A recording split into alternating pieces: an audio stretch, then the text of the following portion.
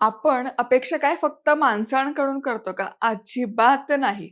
अन्न हे पूर्ण ब्रह्म असं कितीही म्हटलं तरी पदार्थांकडून आपल्या अपेक्षा असतातच. म्हणजे इडलीचंच बघा ना, इडली पांढरी शुभ्र झाली पाहिजे, हलकी-फुलकी झाली पाहिजे, जाळीदार झाली पाहिजे, चामट-वातड झाली नाही पाहिजे दिवसभर ठेवली तरी. नमस्कार, मी मधुरा. मधुराज रेसिपी फूडीमध्ये तुम्हा सर्वांचं खूप खूप खूप मनापासून स्वागत. अशी इडली करणं स्वप्नवत वाटतं? अजिबात नाही.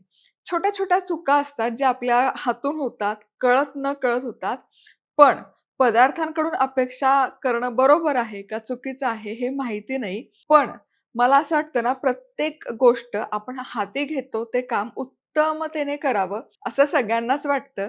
त्यामुळे अपेक्षा न ठेवता ती इडली छान कशी होईल आणि सगळे मनमुराद ती आनंदाने कशी खातील आपण यावर फोकस करूया. साहित्यामध्ये मी इथे घेतलंय 150 ग्रॅम उडदाची डाळ, 50 ग्रॅम म्हणजेच 1 कप पोहे, 1 टेबलस्पून साबुदाणा, अर्धा चमचा मेथीदाणे. सगळ्यात आधी काय करूयात, हे डाळ पोहे एकत्र घ्यायचे. उडदाची डाळ, पोहे, मेथ्या, साबुदाणा. यामध्ये भरपूर पाणी घालायचं आणि स्वच्छ 2 ते 3 वेळा धुवून घ्यायचं. चला, आता यामध्ये भरपूर पाणी घालायचं आणि 4 तास मुरण्याकरता ठेवायचं. चला, आता मूळ मुद्द्याकडे येऊयात, ते म्हणजे टिप्स. तर इडली करताना मला माहिती आहे तुमचे सगळ्या गोंधळच उडाला असेल. साहित्य आणि प्रमाण खाली आहे डिस्क्रिप्शनमध्ये. पण टिप नंबर पहिली ते म्हणजे प्रमाण. इडली करताना प्रमाण अचूक हवं. तर इथे मी अर्धा किलो इडलीचा रवा वापरते आज. इडलीच्या रव्याच्या ऐवजी अर्धा किलो तांदूळ वापरला तरी काहीच हरकत नाही. पण थोडी एक स्टेप प्रोसेस अलीकडे येते, म्हणजे तांदूळ पण दळायचे कष्ट तुमचे कमी होतात. किमतीमध्ये फार फरक नाही पडत. आता हा अर्धा किलो तांदूळ मला फक्त जेमतेम ₹35 ला मिळालेला आहे. एम-आर-पी 40 आहे. आफ्टर डिस्काउंट 35 ला, म्हणजे ₹30 ते ₹40 ला तो मिळतो.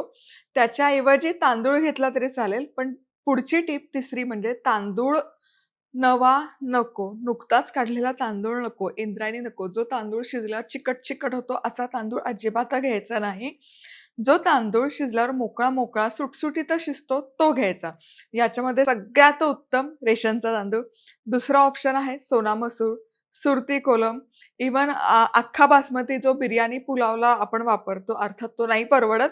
पण त्यामध्ये तुकडा व्हर्जन येतं. ते एक शिजवून जर कोरडा-कोरडा होत असेल, तर तो तुकडा बासमती जरी वापरला तरी चालेल.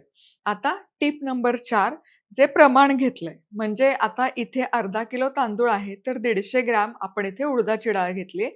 त्याच्या अर्ध्याला थोडं कमी पोहे आणि साबुदाणा. पोहे आणि साबुदाणा का घातलंय? कारण इडली थंड झाली, म्हणजे तुम्हाला सकाळी केलेली इडली रात्री खायची असेल, तरी ती मऊ लुसलुशीत राहते. साबुदाण्याने त्याला मऊपणा राहतो. पुढची गोष्ट म्हणजे पोह्यांमुळे हलकी व्हायला देखील मदत होते आणि पांढरी शुभ्र देखील होते. आता इथे इडली रवा घेतलाय, तांदूळ घेतला तरी चालेल. काही जण इडली रवा जेमतेम तासभर भिजवतात, पण मी डाळीसोबतच भिजत घालते, म्हणजे ते एकसारखं भिजले जातात. तर अर्धा किलो इडली रवा बघा, किती सुंदर आहे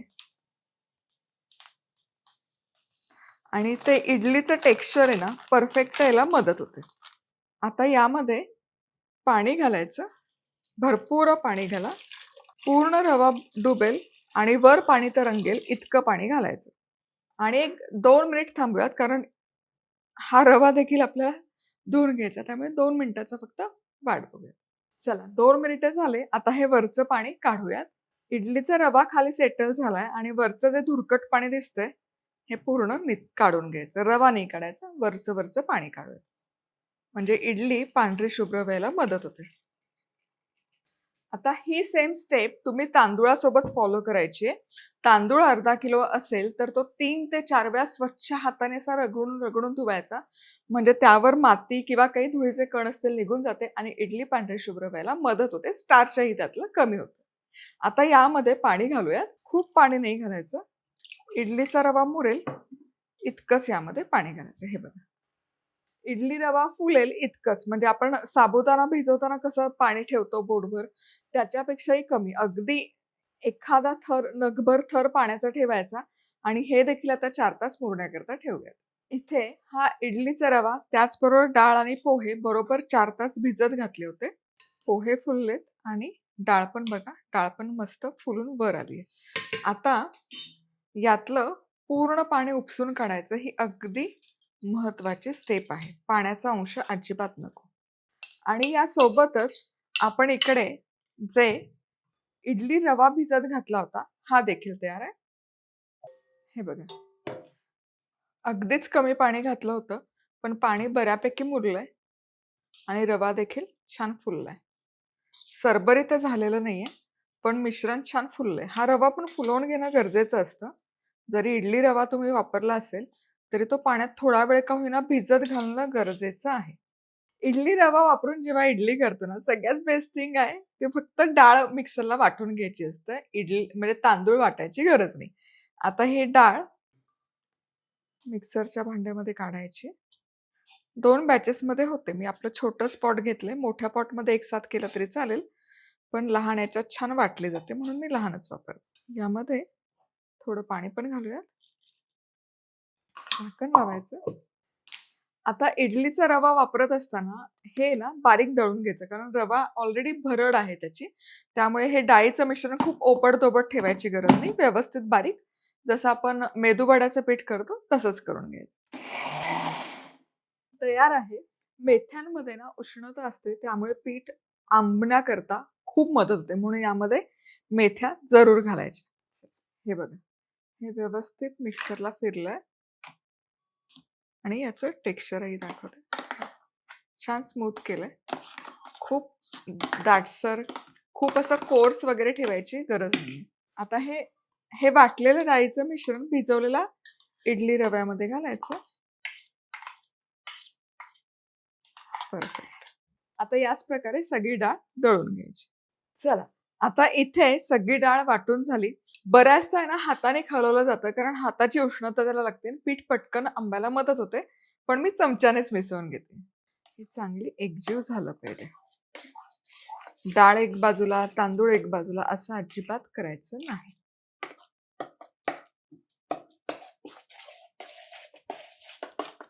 आणि पुढची महत्वाची टीप म्हणजे इडलीचं पीठ आहे ना, डोश्याचं पीठ थोडं पातळ असतं, पण इडलीचं पीठ बघा, हे असं घट्टसरच हवं. म्हणजे मग इडली चपटी होत नाही, ती फुगते. नाहीतर काय होतं ना, इडली फुगत नाही किंवा फुगली तरी थोड्या वेळानंतर चपटी होते. ती अशी फुलल्यासारखी राहायला पाहिजे आणि मधोमध फुलली पाहिजे, याकरता हे घट्टसरच ठेवायचं. चला, छान खलवून झालंय पीठ. हे बघा. रवा छान एकजीव झालाय डाळीसोबत आणि पीठही पातळसर नाहीये, परफेक्ट असं घट्ट आहे. पण खूप पण घट्ट नाही. आता झाकण ठेवायचं आणि 12 ते 14 तास किंवा रात्रभर तरी हे आंबवण्याकरता ठेवायचं. चला, इडलीचं पीठ इथे मस्त फुगलंय. हे बघा. मस्त फसफसलंय पीठ. परफेक्ट इडलीसाठी लागतं तसं त्याला टेक्स्चर आलंय. वाह! आता यामध्ये मीठ घालायचं आणि मिसळूयात. वाह, वाह, वाह! हे बघा. हे जे बुडबुडे आहेत ना, यामुळेच आपली इडली छान जाळीदार व्हायला मदत होते. आता इडलीचा साचा आहे, त्याला तेल लावून घेऊयात. आपलं मधुराज रेसिपीचं ऑइल डिस्पेन्सर आहे. मधुराज रेसिपी क्लब.com वरून खरेदी करू शकता. एक स्प्रे केला की प्रत्येक मोल्ड ग्रीस होतं. सॅलडमध्ये किंवा डोसे करताना हे फार लाईफसेव्हर पडतं बघा. आणि एकसारखं स्प्रेड होतं. हात खराब नाही करायची गरज, काहीच गरज नाही. आता आपलं मस्त तयार झालेलं पीठ यामध्ये घेऊयात. छान असं पळी-पळीभर घालून भरून घ्यायचं.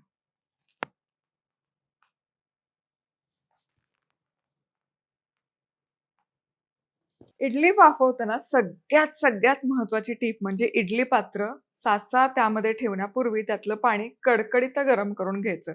कोमट नको, हलकीशी उकळी आलेली पाणी नको, दणदण उकळतं पाणी हवं. काय होतं, या पिठामध्ये कार्बन डायऑक्साईड वायूची निर्मिती झालेली असते. त्याला जर उष्णता मिळाली तर तो वायू रिलीज होतो, त्याचे बुडबुडे होतात आणि ती इडली जाळीदार, हलकी, मऊ व्हायला, फुगायला मदत होते. पण ते पाणी जर गरम नसेलच, उकळतं गरम नसेल, तर मग ते बिचारं कार्बन डायऑक्साईड आहे तिथे बसतो. मग इडली तुमची चपटी होते, फुगत नाही हवी तशी, जाळीदार होत नाही. त्यामुळे ढोकळा करा, इडली करा, प्लीज, प्लीज, प्लीज स्टीमरमधलं पाणी कडकडीत गरम करून घ्या. हे असं रोलिंग बॉईल वॉटर आपण म्हणतो ना, तसं हवं.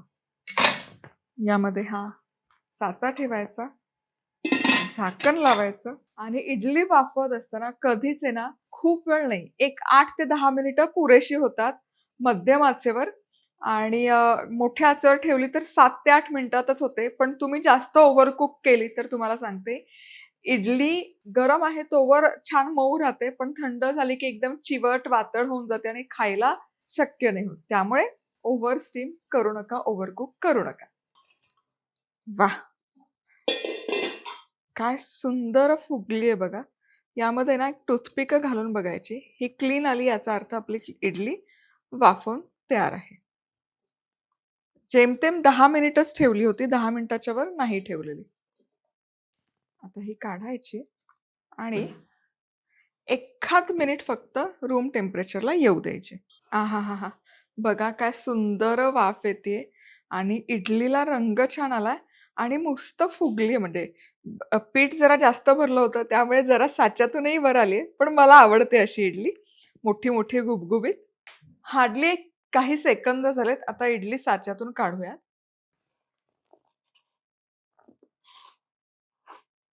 हे असं सुरी किंवा चमचा घ्यायचा, फिरवायचा. वाह! आहाहाहा! गरम-गरम अशी इडली बघायला तर आणि बघा टुम्म फुगली की नाही आणि पांढरी शुभ्र झाली आणि मस्त जाळी देखील आली. वाह! चला, आता पटापट हे बघा, थोडासा वेळ खूप गरम-गरम नका काढू. थोडा एक स्टँडिंग टाईम दिला ना काही 30-40 सेकंदाचा, की साच्याला न चिकटता इडली निघते बघा. वाह!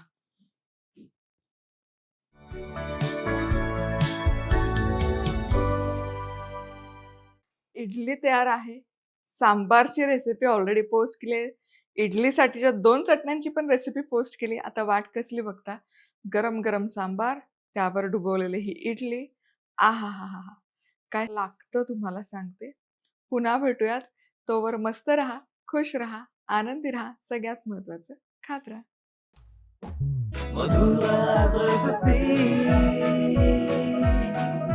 मधुराज रेसिपी महाराष्ट्राची अस्सल चव.